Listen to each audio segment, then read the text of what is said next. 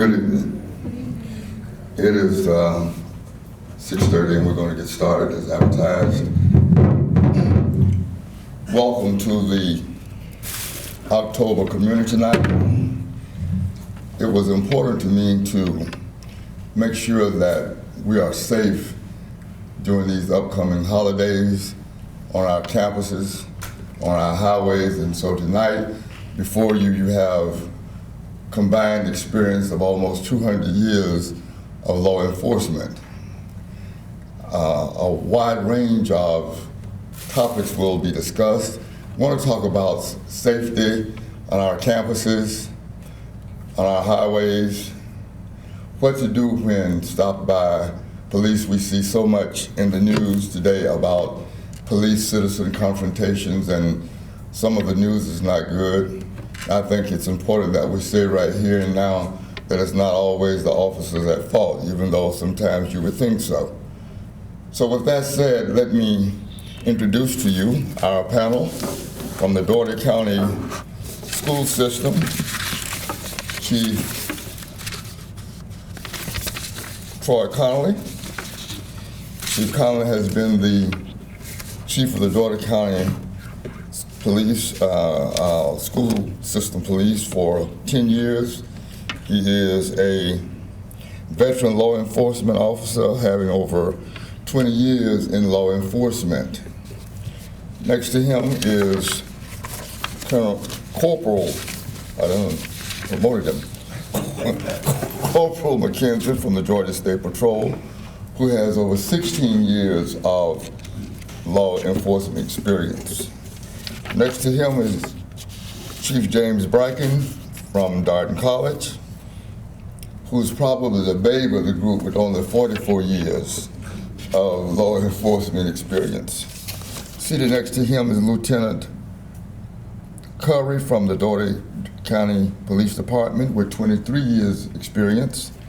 Next to him is Albany Police Department Chief Pursley with over 20 years experience. Seated next to him is Sheriff Sproul, who's been around for a while with over 34 years experience. And last but not least is Chief John Fields from Albany State University with 23 years experience. Let's give these gentlemen a hand.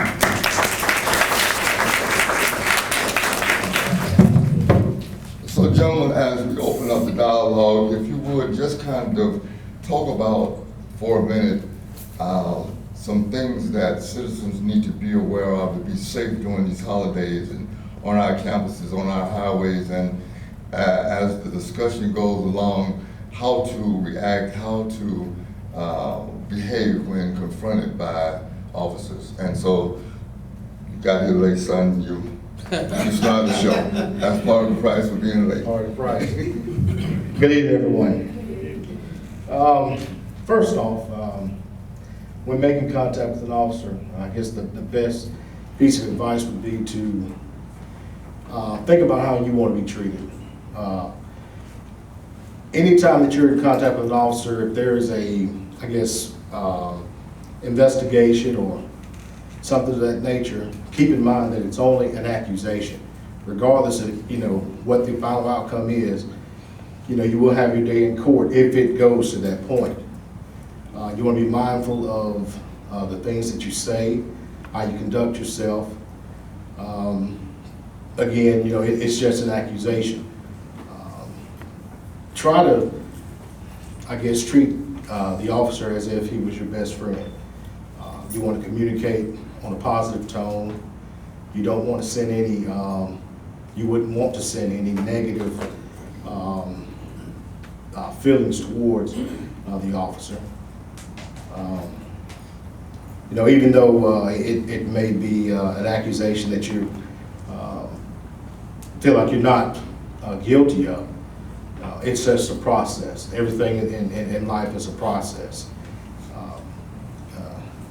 And that's what that's all I can tell you off the top of my head at this point.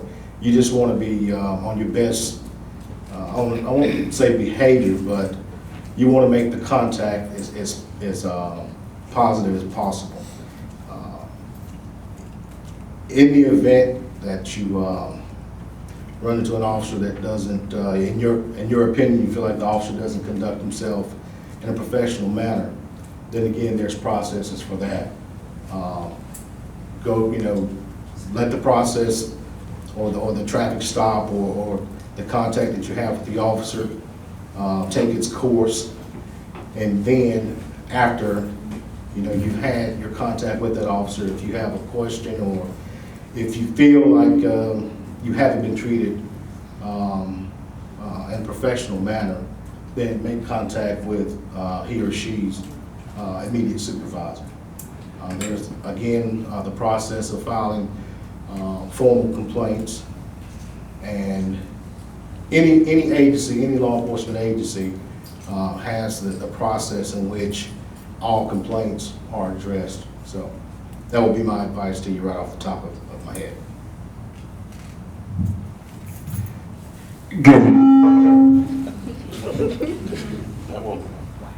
I apologize for that, but good evening. First and foremost, I would like for each one of you, if you do come in contact with one of us, is to remember one thing is that we're out there to help you regardless of the situation. It is our job to help you to get through that situation.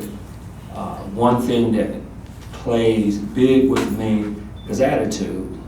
I know we don't want to get stopped, but we have to keep the road safe. So the biggest thing is if you are stopped, just remain calm. Let the officer talk. Let him tell you what he needs from you. Let him tell you what you've done wrong or whatever. And somewhere down the line, he's going to tell you everything that you need to know. You just have to have a little bit of patience.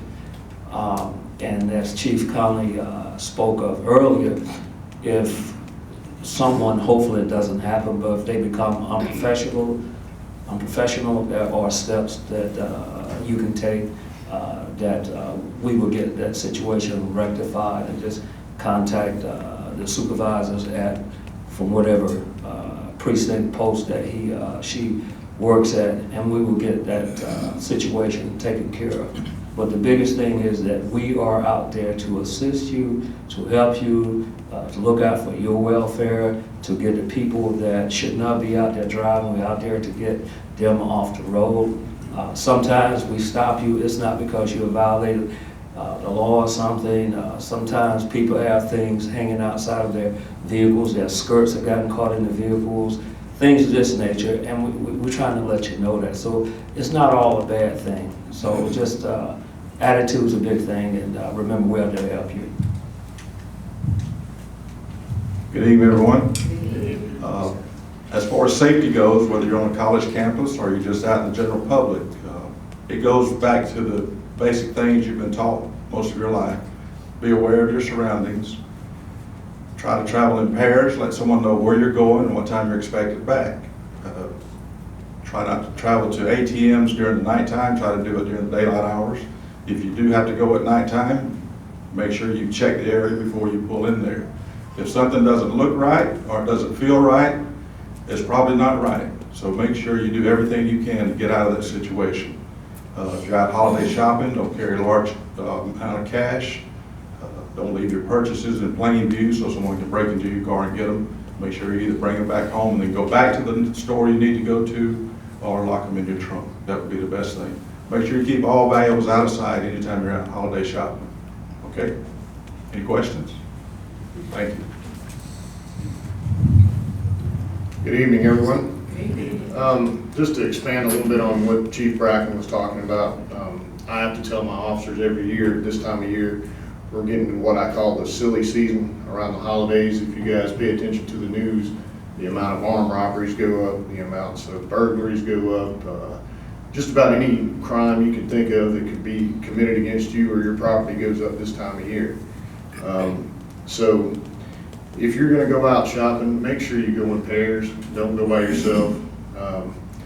Also, as Chief Bracken said, there was a study done amongst criminals that they asked them how they picked their victims. Excuse me. And a lot of times they just felt like these people weren't paying attention, or they didn't look like they were aware of what was going on.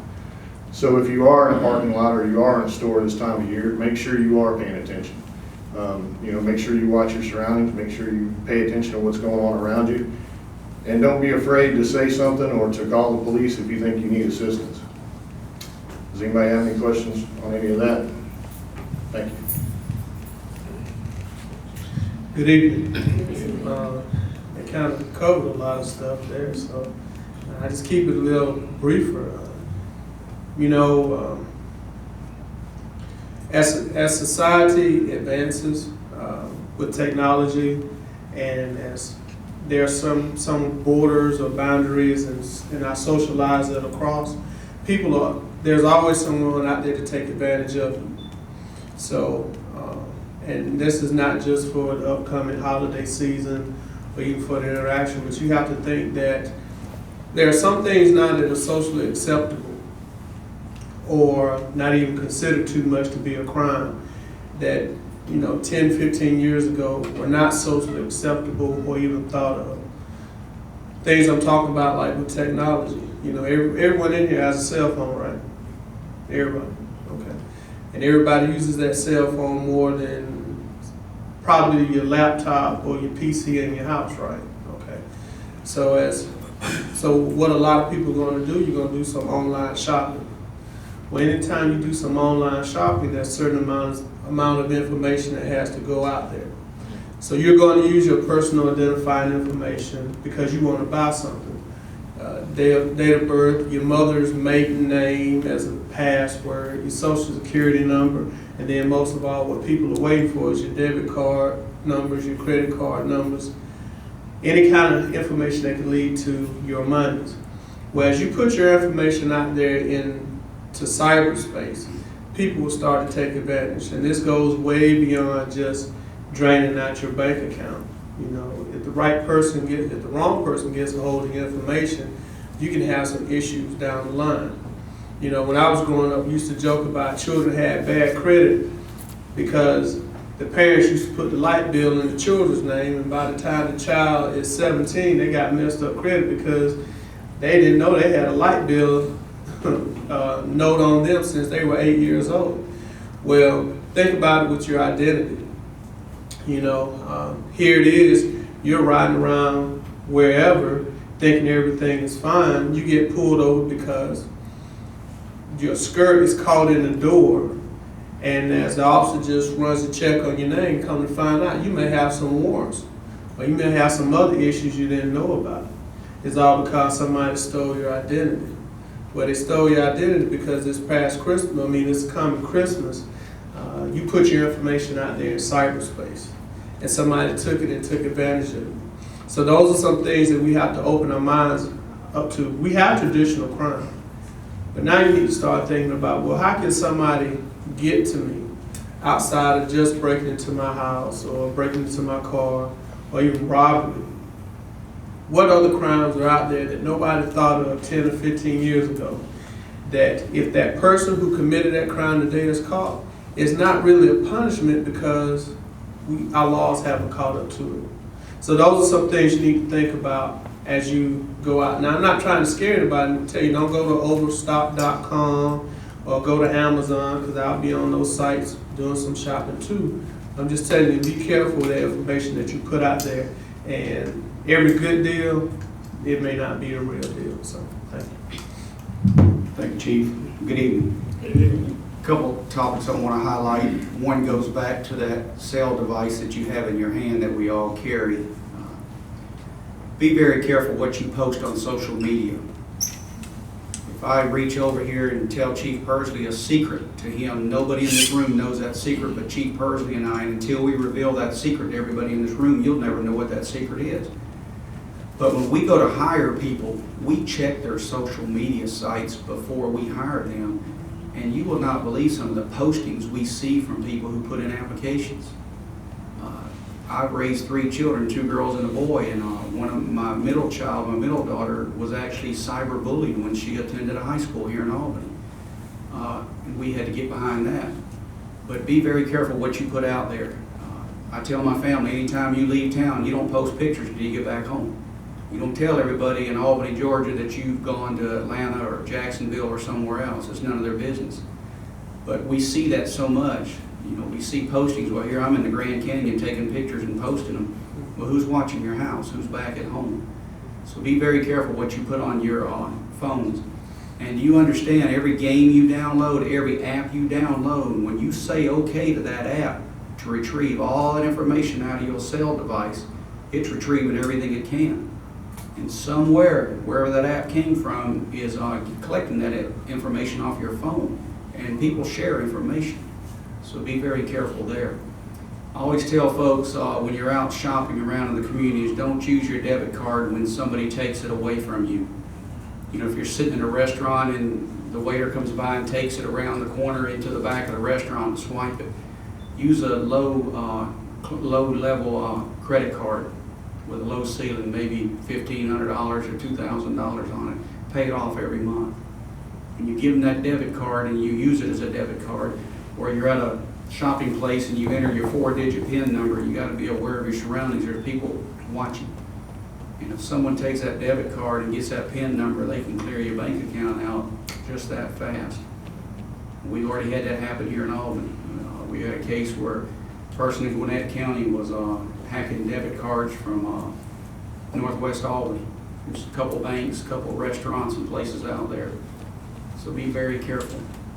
The other thing, young people, is when you begin to drive your automobiles, respect the other driver.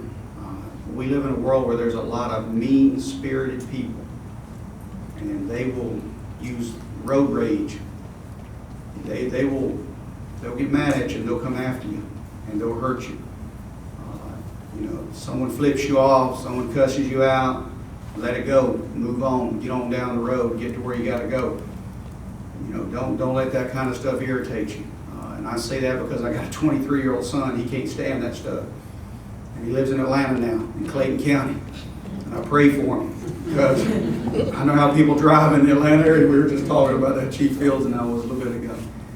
And some of my men who serve warrants are sitting over here to my left, and I served criminal warrants for 8 years. How many of you in this room want to go to jail? When 2 or 3 or 4 deputies knock on your door, most people know what those deputies are there for. They are given a warrant out of our court system to go execute, or from a parole division or a probation division. They have to go execute that warrant. And they're going to take that person to jail. I know in the 8 years I served warrants, there were so many times I almost arrested the wrong person because they didn't have proper ID on them. We understand some people may not have a valid driver's license, but they can get some type of personal identification card. I don't know how many times over the years I've dealt with twins and triplets. And, you know, it's very difficult. And now we have a system where we can put your finger in a little device we have, and we can tell who you are pretty much if we have that out on the streets with us. Or you have to be taken out to the jail before we can figure out who you are. But that's just some tips that I wanted to bring to your attention, and I'll come back and answer questions in a few minutes if you have any for me. Okay. Good afternoon. We probably covered a lot of stuff. I want to talk about the campus police departments, what we do, University Police Department, Darton and Albany State. We are mandated by the Board of Regents to report crimes up on a clearing. And when you talk about clearing, you're talking about dating violence, domestic violence, sexual assault. So there's a really big mandate on that right now. And so we talk to our students about, as Chief Bracken said, about using the budget system. A lot of stuff is going on that is being reported, is not being reported. We have students that wake up the next day, they don't know what happened. I know I was drinking. I know I was at a shot party. We have these shot parties going on. A lot of students now are taking the Xanax pills.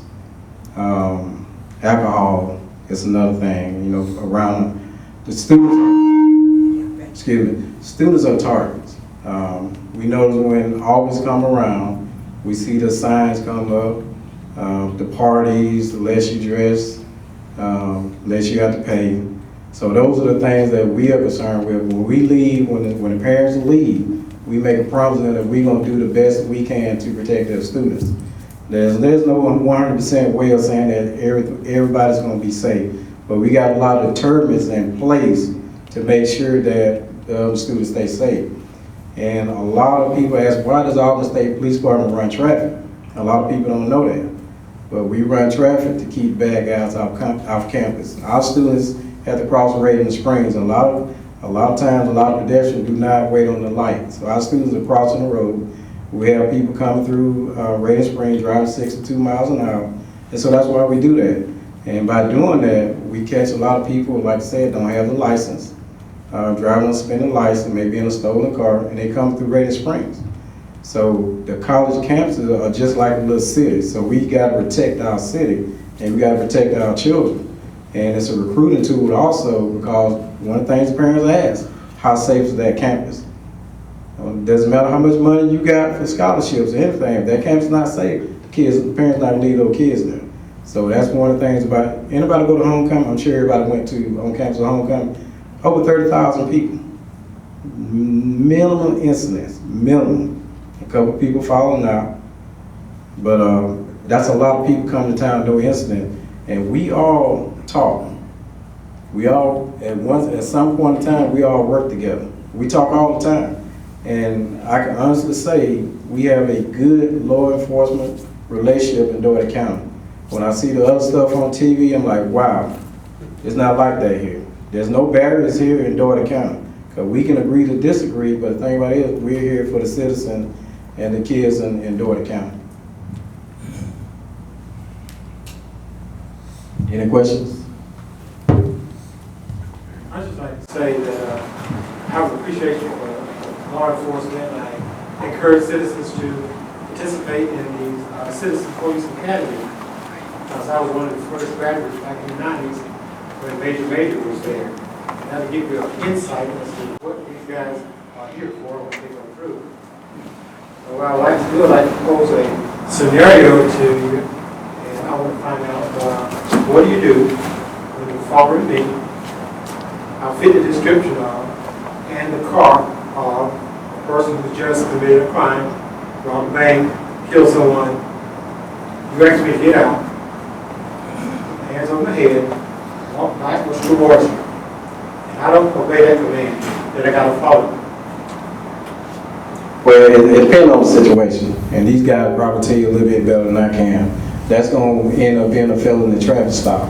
And of course, you're going to call for backup. And you got to think now, if you don't have a weapon on you, there's no reason you feel like officer should shoot you in the back or anything like that. What I will tell you is to make sure you comply with the officer command. And once you comply with the officer command, if you're not that person, once they do the checks and run it through the system, then you'll be free to go. And the reason I say, what would you do? Because I can't comply with that command. In my particular situation, I got muscular dystrophy. It may seem like I'm normal, but I cannot lift my hands over my head, and I cannot walk back. That's two things you asked me to do specifically, and I cannot do. You have no way of knowing that, but those two commands I cannot fulfill. Then you communicate. So Just communicate. So would I get tased first, or just tell me the scenario? There's no active aggression. Just because you're not getting on the ground doesn't mean the officer should tase you. And at that point in time, officer, I have a disability, because you know everybody is not 100% physically, so that's understandable. If you're not committing an active aggression, so there's no need for you to get tased or anything like that. So just communicate. Right. And 9 times out of 10, the video camera's going to be on anyway. It's going to capture the whole event. So what you need to do is trust in your law enforcement agency. Try to do the right thing. If it's at nighttime, go into the light. Go into the light, and more than likely, you're going to have some people around anyway. You got other cars coming up. Somebody's going to be able to understand and listen to what you got to say. Okay? I was just curious because when a police officer gives you a command, from my perspective, you should obey that command, if you can. And the police officer has no way of knowing what's going on with you, or whether you tell them the truth about what's going on with me. Because after all, they're not minor. So I'd just like to encourage everybody, if you can obey the command, then do it. That's a good scenario that you bring up, and I'm glad you did bring the point up about We're not mind readers. How many of you have watched the movie Training Day? The one with Denzel? Pretty good movie, right? Okay. How many of you have watched Cops? At least one episode of Cops? Okay. Pretty good entertainment, right? All right. How many Law and Order fans do we have in here? Every hand should go up. Criminal intent and all that. All right. There's a lot of depictions of what police are supposed to do and how they're supposed to act. But the one thing that none of those shows, even Cops, because even as real as it may be, some of it ain't. Some things just don't happen like that. We're not mind readers, and the scenario he gave is this person just robbed a bank, killed somebody, so you got to understand that our response would be different than, oh, you just ran a red light and I need to talk to you. We don't know. However, I can tell you that what we have to train, and those are good scenarios to do what ifs on, is that we have to train of how would you respond to that? Because we can do one or two things. We can wait or we can rush. I will tell you that if you want something bad to happen, just do the rush principle. I don't care what it is, do the rush principle, or you can wait. Every situation will be different, I will tell you that. A bystander on the outside who knows that this man has MS and he's certain things he can't do will have a perception toward our tactics. Another person who doesn't, they know what he just did, but they don't know he has MS, will have a different perception. So the only constant is how will we respond to that? Every situation is different. You know, regardless of what you may have seen on TV or what you may have heard or even seen for yourself, every situation is different. Now, once we find out that this guy has MS, then, oh, no wonder he couldn't raise his hand, no wonder he couldn't walk backwards. But at that time, we have to, train, we have to make sure our officers are trained to, you got to be quick, fast, and in a hurry to, you have to think on the fly. Because I guarantee you that whole scenario takes about 2 minutes at the most. From the time of the stop until it's done, it takes about 2 minutes, but it seems like it's a lifetime. So those are some challenges that we may have. Not maybe, that we do have. We don't know who you are. We know what you may have possibly just done, and we may have seen the results of it, but we don't know that you just riding along. And these two dudes or two girls just came running into the car, they take off. Well, what did you do? Oh man, we just hit a lick. And all of a sudden the police behind you sitting in the back seat hollering, telling them to stop. Some things you got to think about, we don't know that. All we know is somebody in that car just hit a lick. They just robbed someplace, for those who don't know what hit a lick is. But I can tell you that we have to, it has to be quick, it has to be fluid, we have to think things through, and sometimes our tactics may seem a little rough, but I can tell you that it's for a reason, because you don't know the whole story until the situation is done and over with. And when you start to look back on the things, then we can piece things together. But that's a good scenario you brought up, and I'm glad you did say we're not mind readers.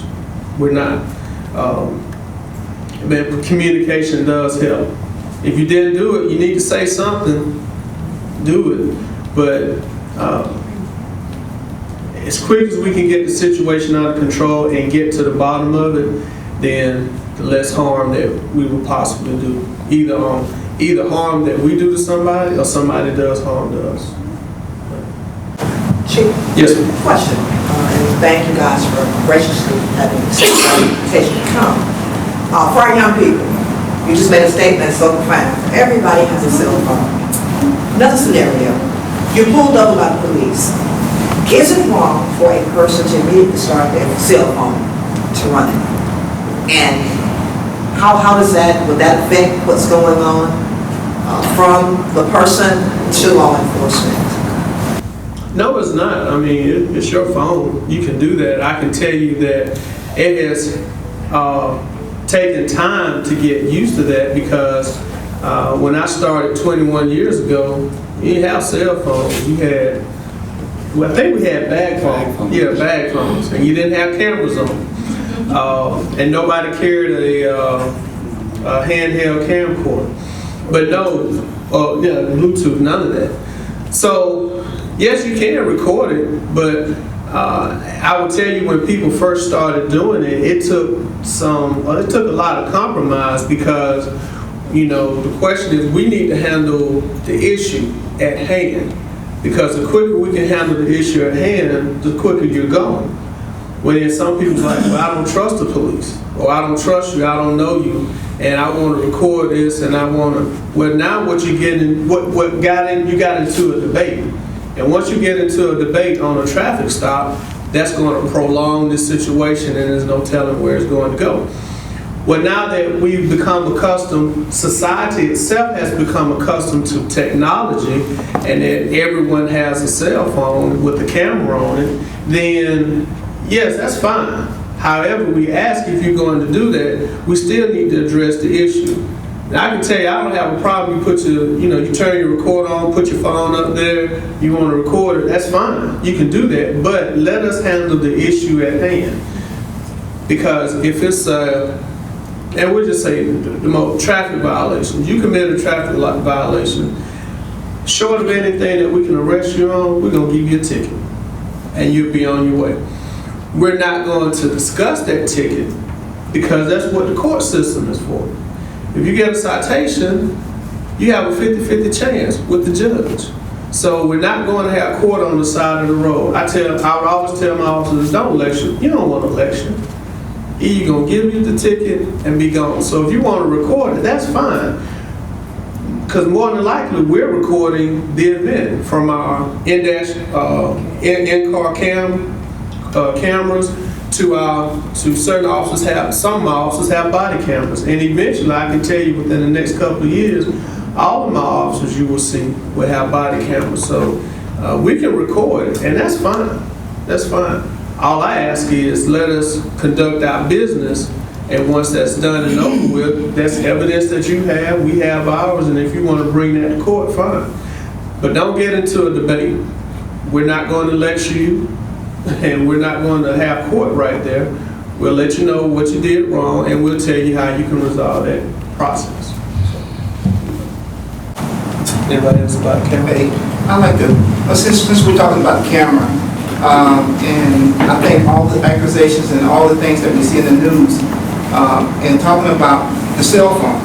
If I watch a lot of news, and probably about 2-3 months ago, there was a lady, I think out in Texas, she had driven from one city to another to get a job, and she was actually doing a cell phone recording, and the end result was the police officer actually killed her. He actually got her out of the car and drove her to the side, and she went to jail, and somehow while she was in jail, she died the next day. But that was just because you're talking about cell phones. But my question is we know that this time of the year, November, when crime goes up, churches, you see a lot of churches. My pastor, I go to Union Baptist, Pastor Stevenson, he sent me here. He asked me to come out here. Churches, if you look around, there's a lot of churches in the news. You got people that are actually coming in churches and they're shooting up people. You got people that are actually coming in churches that are fighting. What do we need to do as a church? And I know it's sad, Sheriff, that I have to ask a question about a church, but it's true. And what can we do as a church community to actually look out for someone who may possibly come in our church to do us harm? Sure. Yeah.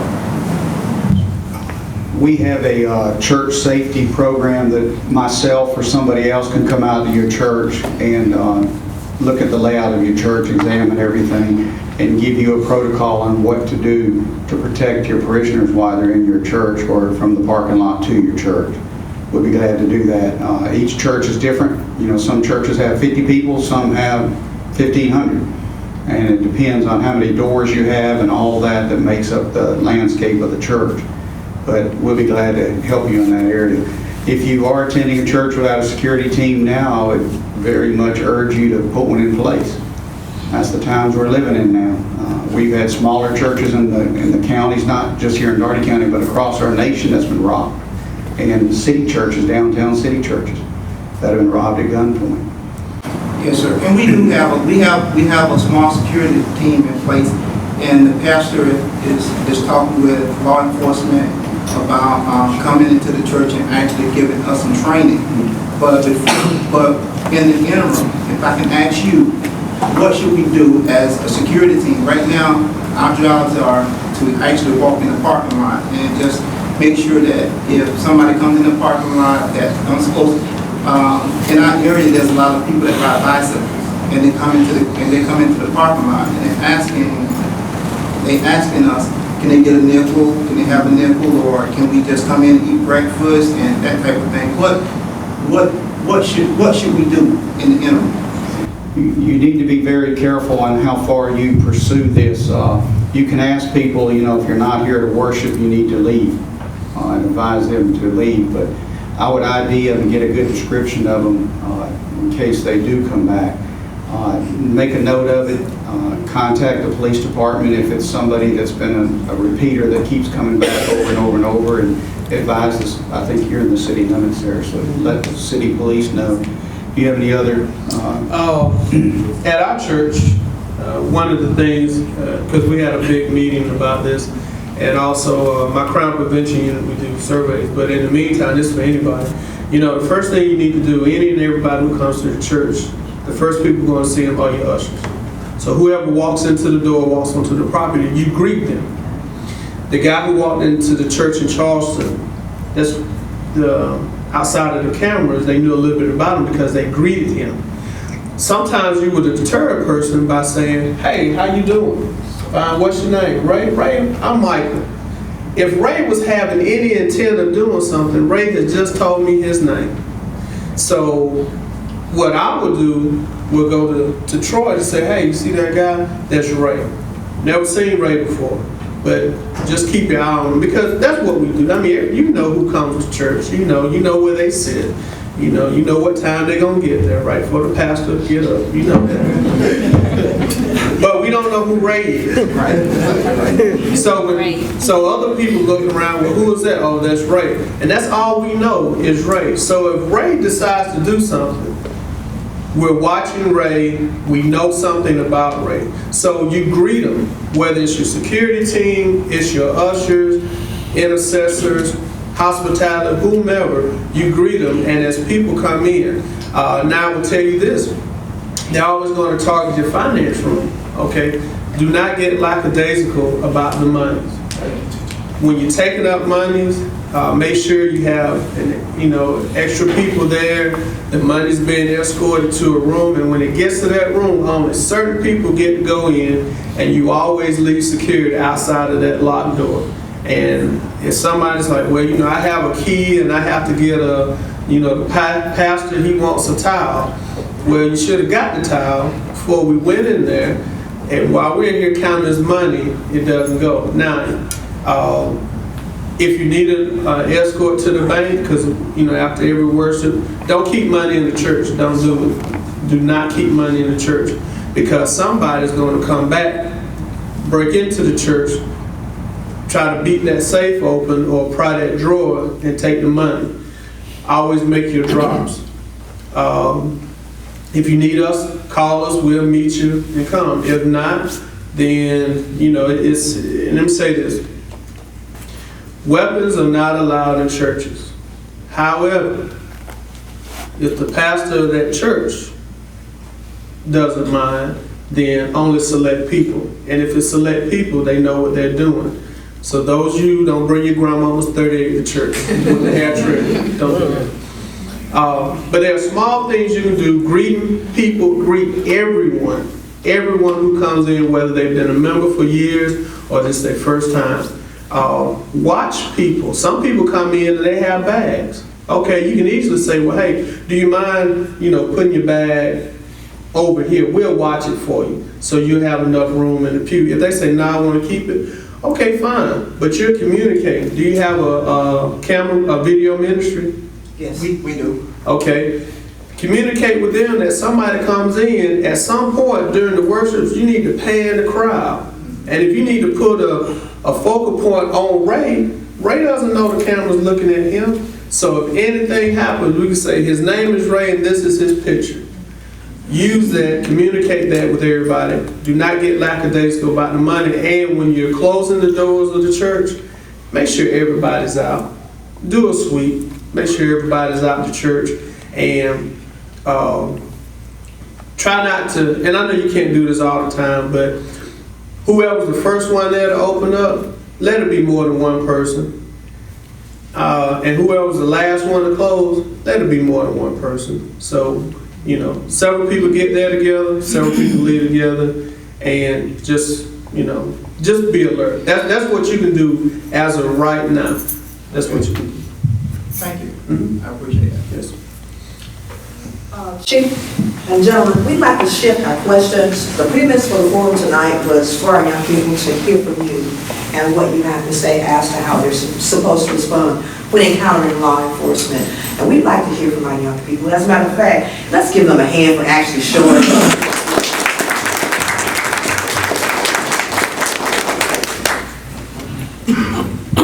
You don't have to look sad, the Falcons are not playing. Well, let me start off by this. In case y'all don't know, I like to talk. That's okay. You do that?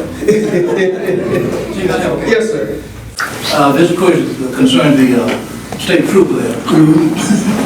Is there such a thing as profile? Yes. Because the reason I say that, I've been stopped 3 or 4 times by troopers. I should share it. And last time I got stopped, I was going down to Fort Lauderdale, Florida. I'm glad he stopped me, but I haven't fit all that way. Most of the time I get just stopped. I don't know why. Is that something I'm doing? I apologize. But anyway, I can only answer it this way. Yes, there is profiling. Is it legal? No, it's not legal. But it does happen. The only thing I can say is, as long as you are doing what you're supposed to do, once that officer do stop you, I had no problem. I was doing the right thing, just going the wrong way, but I had no problem stopping it, but I just feel like I was doing nothing to break the law, that's all. Right. Well, then again, it shouldn't happen, but it does happen. And, nothing is perfect. And if that does happen, we just have to go through the routine. And after the stop is over with, then if you feel like it's being profiled, then you need to contact the supervisor so we can take a look at this situation and try to. I think the main thing that was happening was I participated what he asked me to do with my license, insurance card and all that, and I had no problem with letting me go. So if I was going to get a ride or something like that, it wasn't a problem. That's what I always said, just do the right thing. Also, ask you something, just do it, you give it to it, you got no problem. And that's out of the years I've been out here, that's the way I always try to treat people the way they should be treated, with respect. And as long as they conduct themselves respectfully, we don't have any problems.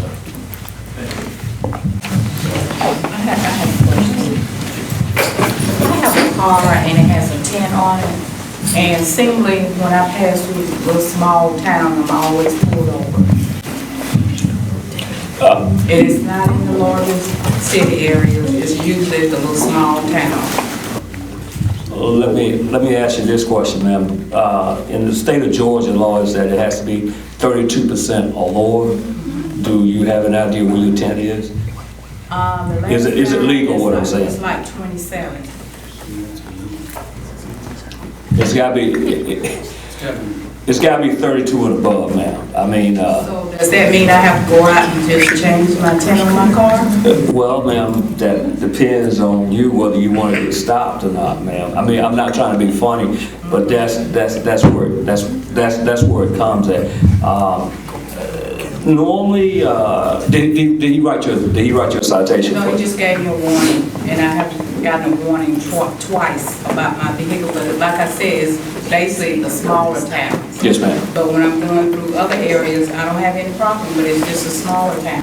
Well, ma'am, like, you know, like each officer has a certain thing that he likes to do. Like, I like to stop speeding cars. Some people like window tints. Some people love seat belts. And so it could be a fact that whoever stops you just like window tints that day.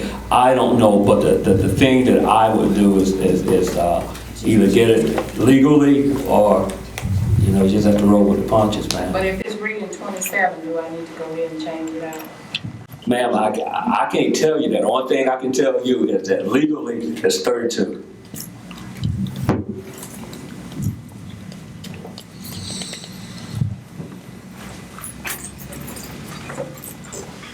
Any of the youth here have any questions for us? This is your show for you tonight. Tell us what's on your mind. I got a question for y'all. How many of you have been, when you were younger, and you may have been acting up or something with your parents, and if a police officer came around, they told you that if you don't behave, that police was gonna take you to jail? How many of y'all have been told that before? Okay. And inherently, by hearing that, did it cause you to fear the police? Something like that. Something like that? Who said something like that? Something like that, right? That every time you saw the police, you thought about, man, my mom and my dad and my grandma said they gonna take me to jail, right? Yeah, it shot them in my mind. Shot me down. Do some of you understand that some things that we may tell people in their younger ages, it kind of sticks with them, and whatever experiences they've had, that if my mama told me, my daddy, my grandparents, that it must be true. So when they get of age, whenever they see law enforcement, and they see, you know, whether it's whatever reason, when they see law enforcement, they just see the uniform, they get scared and they're fearful. So how much of this fear in law enforcement are we actually planting in people, and we shouldn't be? You know, I'm not, you know, and I'm not downing anybody's parenting skills, but you got to think some of the things that we say can have an effect. But let me ask you guys this, and don't raise your hand, just answer inside yourself. I don't want to incriminate anybody. But based on what you know about law enforcement, you know, and just answer yes or no, is this a career that you would feel, just to yourself? I would tell you when I ask that, and I ask people to raise their hand, I get maybe a couple of hands because of the perception of law enforcement. I can tell you that I was told the same thing, you know, but my mom, she was kind of mean. So I feared my mom more than I feared the police. The police never bothered me, it was my mom. If anything, y'all put me in jail so she can't get to me. Because she was going to beat me. But, you know, we have to watch what we tell people, and we have to watch what we say, because we don't know how that will set in, and then based on their experiences, how they will respond. So, words do mean something, and words can cause a reaction. Yes, sir? I would like for the ones young people to tell you guys how they perceive law enforcement. Yeah. One of the young people tell those gentlemen how you perceive law enforcement. And we're not going to be upset with just talk to us. Yes, ma'am. It's like, like half of me, I like them, and like the videos with them killing. It's like some of the stuff they do, the people do, they can stop it from happening. Cause I take a law enforcement class at school now, and like some of the stuff like they do, they really don't have to do. As long as you cooperate with what's going on, you take it like you can take the easy route, even if the police is hostile to you, you don't have to act that way. You can just do what they say. So some of me like them, man. Like so you can tell the good and the bad. What school are you in? Auburn Early College, but we at Auburn. Anybody else? Mr. Something like that, you said. What's your perception? I don't like straight with the police because I don't get in trouble no more. So I'm good with police. Oh, you good with the police now? I think they do what they can do at times. Like, if they need to do something, they gonna do it. Okay. Anybody else? I mean, honestly, the only way that we can get better as a profession and as an organization here is we have to know what our weaknesses are. I can tell you right now that probably today one of my officers has made somebody mad. I can guarantee you that. And if they come down to complain, we will look at it because were they mad because they didn't get the results they wanted, or were they mad because of the way the officer treated them? Now, if they're mad because they didn't get the results they wanted, but the officer treated them fine, well, you just didn't get the results you wanted, and we were legal, moral, ethical, we did everything right. But if you're mad because of the way the officer talked to you, then we need to correct that, because there's a better way to talk to people. Just because that person may be irrational at the time doesn't mean that we have to be irrational. We need to be calm. So, I mean, just tell us. Yes, ma'am. When you guys are talking and stuff, like, would you guys like consider to smile more? Because Like tonight. I don't know, Chief Bracken, he has a good smile. May I apologize. I've been up since 5 this morning. I'm tired, but I'll smile. So we need to smile. I get blamed on for smiling. She's talking about on the street. Yeah. And to piggyback off of what she said, I asked an officer one day on campus. It was APD. And I asked him, I said, whatever happened to proudly serving? And he snapped back at me and said, what is it? Protect and serve. Once upon a time, your motto was proudly serving. But protect and serve. And while you're thinking of that, I'm one of the persons here in Doherty County. I want you to know who I am. I county man right there tell you, I want you to know who my car is. I want you to know who my son is, because when I need you, I need you. I want you to slap that little crazy old lady going down the road. Don't bother her. And parents and kids, don't be afraid to engage yourself, because they're here to serve us. Whether it's proudly serving or protecting and serving, they are here to serve us.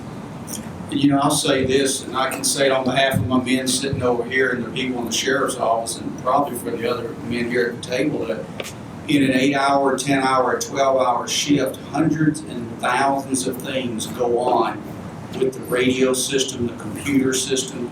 We are so involved in so much traffic and so much interference out there, so to speak, from the courts to the jail to the streets. There's a lot weighing on these folks' mind. And you got to understand, these are men and women that are husbands and wives and grandparents, and they have a lot going on in their personal lives. But when they come and put that uniform on and clock in and go to work, that they can't be a robot. We want them to be a human being. We want them to function, but there's just so much going on in their lives every day. Between training hours they have to get, between taking vacations, between weddings and funerals, and you name it, everything that goes on that encompasses these lives with these men and women. And it's a very hectic schedule. Law enforcement personnel in this field, we're one of the leaders in suicides, alcohol abuse, domestic violence, animal abuse. This is a career that's very difficult. I'm in my 34th year, and I think Chief Bracken's 40-something down there. We've seen shootings, we've seen car wrecks with decapitations in the vehicle and kids burning up in cars, and you know, we've seen people shot up pretty bad, and these are images just like when you watch TV or play a video game. They're here, they don't go away. In real life, when you smell that dead person and you see that blood and smell it, or that shotgun that just killed someone, they attempted suicide and killed themselves, you never forget those images. We remember that through the rest of our lives. And so, and I'm not defending us and saying that, you know, that's why we're like we are, but that is one of the reasons why we really do operate the way we do. You know, my folks are told that, you know, nobody wants to go to jail, but don't cause that man or woman to lose their face when you go out there to arrest them. Treat them like an individual. You don't know if they really committed that crime that's on that warrant. That's an accusation, like was mentioned earlier. Let the court system handle it. We have to deal with people with mental health disorders. There's a lot of that in our community today. And when these men go out and serve a warrant, they don't know if that person's has some kind of bipolar disorder or schizophrenia or something. And they're going to snap that fast. You know, I go back to the man's question over about the muscular dystrophy. You know, when we approach a vehicle all the time, we have to expect, hope for the best, but be ready for the worst in case something does go south. And we have a microsecond to make a decision. I'll go back to a long time ago when I was serving warrants with a deputy who's now retired. He pulled his gun and almost shot a man in the back one time. That was a felony warrant. That guy was fleeing the scene through a cornfield out in the county. We didn't shoot him. My career may be totally different today if I would have been with that man when he shot him, because he was probably from here to the cameraman running from us. And you know, he pulled his gun and said, "Stop or I'll shoot you." And that guy kicked it into sixth gear. He was gone. He ran faster, you know, then. But I mean, those incidents can happen in a split second. Yes. And I think if you smile more, in my opinion, people will try to operate better. Because when I see you pull over people, when you look like mad, I feel like you don't like your job, because it's like the face expressions, because people tell a lot of things by body language and face expressions. Well, I'm a video game buff. And when I sit in front of a video game, I put on my game face. Okay? Some of us are tailgaters in here. We put on our football face when we go to the stadium and get ready to play. And our officers put on that game face when they pull people over. They are looking at their surroundings. We never know when it's going to be a situation where some sniper may shoot us. It may be a setup. We have had police called and we go into the scene and they shoot the police officer when he drives up. So we have to be ready for, you know, anything and everything. Is that right, guys? I mean, you know, they would like to smile more, but you know, they got to be ready. They're taking someone in on a felony warrant, and a felony warrant's a serious offense, and you know, they got to protect the other individuals in that house or that apartment or that mobile home that are in that surrounding. You know, they may try to take someone else as a hostage, or in a car situation, they may try to take someone as a hostage. So we got to be ready for anything. If you can read facial expressions, I got a job for you. Okay, to the young lady up front, I would like to ask, how old are you? 13. 18? 13. Okay, I know like a lot of young people, I should just say, if you smile more, but to you up front, like, I'm the type of person people look at me. I don't smile a lot, so people right off that think that I'm mean. But like, if you talk to me and you respect me, I'll smile back at you. So you can't expect for them to always to come up to you and smile, because if they're pulling you over, 9 times out of 10 it's for a reason, and you've done something wrong sometimes. So you can't just be like, well, just smile more. Well, I think another thing to remember sometimes is, when the police stop you or you encounter the police, does your heart start beating a little faster? You get nervous? Guess what? When I'm walking up to your car, I'm feeling that same thing. Because I don't know what's going on in this car. I don't know who you are or what's going to happen when I get up there. So believe it or not, everybody thinks that we're, you know, I think sometimes people look at us like we're not the same as you. We are. We're nervous. We get scared. You know, I tell the people that I've worked with over the years, if you're not nervous when you get out of the car and walk up to another car in the middle of the night on a traffic stop, you need to find another job because you're not paying attention and something's going to happen to you. So, you know, keep that in mind when we're out here contacting you. We're just as nervous as you are. We don't like to fight any more than y'all like to fight. We don't like to think about having to shoot somebody or getting shot any more than you like to think about it. I mean, we're not robots. We get scared too, trust me. So it's just our job to try to put it aside and keep doing what we're supposed to be doing. I have a question. Well, I want to know what advice can the law enforcement here give to these young people and other young people as far as when you're going out to parties and going out socializing after football games, after homecoming. We're so eager to want to go to these things, but don't want to take precaution when things happen. I don't want to be laying in my bed one night and my daughter, and she's sitting right back there, my daughter calls home and says something happened, I got to come pick her up. What kind of advice can you give to these young people here as they go through those kind of things? I would say be your own person. Don't let somebody talk you into something that you know is wrong or that you have a feeling might not be just right. You know, be your own person. Don't let somebody convince you to do something that you don't want to do. They all know who the bad crew is too. Don't run with the bad crew. What good things usually come out of a party when there's alcohol and drugs at the party? What good things come out of that party? Very few. Know the situation you're going into. Know that location where you're going. And if you're riding with somebody, make sure you know that individual's.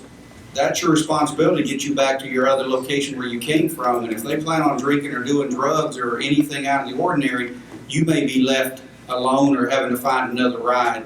And if you're a young female and you're going to a party and you get there and there's like one other girl there and about 15 other guys, it's time to get out of there. So know where you're going before you go and know who your friends are. Okay, be very careful.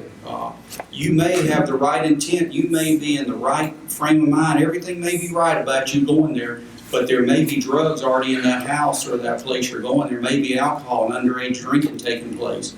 There may be sexual activities going on there. Or there may be some type of rufinol or date rape drugs, GHB and things like that that's there at the scene. And they're waiting to take advantage of it. To piggyback off what the sheriff said about knowing who you're riding with, even though it's in the vehicles you're riding in, a lot of people think that, oh, I get in this car with this person, that they just pick me up, they get pulled over, they find dope in the car. You think you can't get in trouble. You can be held just as liable. They say, oh, it's not mine. You say, oh, it's not mine. Guess what? Both of you want to do it. That's how it works. We don't know whose it is, so we talk everything. And I would say is that for the parents, remember the laws and the rules that your parents gave you, the guidelines before you come out of their house. And parents, I would say, make sure you give them some guidelines. When my daughter was young, she had to call me everywhere she'd go when she got there, when she got ready to leave, and she had a certain time she had to be back at home. And some of the things that we deal with late at night, it's like the young people that have driver's license, that has a Class D driver's license, they're not supposed to be driving between 12 p.m. and 6 a.m. in the morning. But there are countless ones that I catch about 12, 15. Why are you driving so fast? I'm trying to get home because I know I'm supposed to be home at 12 o'clock. And they're not supposed to be driving. It's a reason. Because there's so many people, so many young teenagers that are getting killed driving late at night, and that's why they're not supposed to be driving. So some of the answer to your question is make sure that you set some guidelines and make sure that they follow those guidelines that you set, and then that would help. And then parents, don't get upset with us when we call you up and tell you need to come pick your child up off the side of the road for whatever reason. Again, we there to help you. And the good thing, when we calling you and tell you come pick her up, they ain't dead. And that's the big thing. That's the worst thing that we can do, that I face as a trooper, is somebody calling me, my number is 368, dispatch me to a 1050, which is a wreck, and then they say it's a 1050F. Somebody getting killed is bad enough, but then when you got a young teenagers that just started driving, getting killed. That's a sad sight, and that's what we try to prevent. And back to the young lady that talked about smiling, I've never smiled a lot. I've been beat up all my life about smiling. It's not that I don't like my job, it's just that it's about business, it's about getting your attention to show you where you're wrong at, to get you straight so you can go on and have a good day and don't have a wreck. Not that we don't like you, not that we don't respect you, but we have a job. And you gotta remember, before we put this uniform on, before we were young just like you were, just like you are, and we used to sit out there. So we got a job to do. It's nothing disrespectful, nothing mean toward you. It's just that we want everybody to be safe. We want everybody to go home. We want everybody to be alive. One last question. Yes, just one quick question. I would like to know, is any of you all remember Noble? Noble? Do you have the new version of the law in you? No, I don't. If you leave me your contact information, I can get it to you. Thanks. Please join me in giving these officers a hand.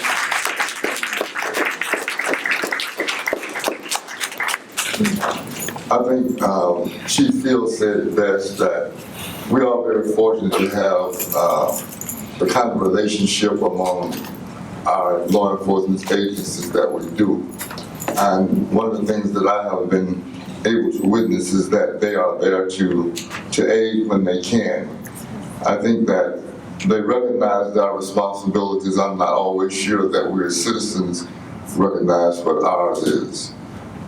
But I think it's important that we recognize that our law enforcement are no better than we are as citizens, and we have to work it together. Let me just share with you in form of an announcement. For those of you who are available between 11:30 and 1 o'clock tomorrow, we will have a book signing with Ms. Kathleen Jordan, the daughter of Hamilton Jordan, who will be here signing and reading the book, A Boy from Georgia. It's a memoirs of Hamilton Jordan, who was an Albany native and was the chief of staff for President Jimmy Carter. That will be the first 75 people will get lunch free. Books will be on sale after that. So once again, thank you for coming out. We try to keep our community nice within an hour. We know that you guys have school, you guys have another 8-hour shift. So one last thing from Sheriff Sproul, and with that we'll then be dismissed. If you're not doing anything on Saturday, Halloween, October the 31st from 11 to 2, Colonel Lewis has some flyers. It's our annual barbecue. We're going to have it at the Robert Cross Park down on South Martin Luther King. And we'd love for you to come. There's free food, barbecue, and hamburgers, hot dogs. We're going to be playing games. There's a fishing pond there to fish. Get to meet some of the men and women of the Sheriff's Office, and invite your families and friends to come have a good time with us that day. And it's from 11 to 2 at the Robert Cross Park on South Martin Luther King, 3500 block Martin Luther King. Let me just tell you this, if you go and the sheriff challenged you to horseshoes, take him on. You can't throw it. What's my record? He's 0-1 against me. Again, thank you all for coming and have a good night and drive safely.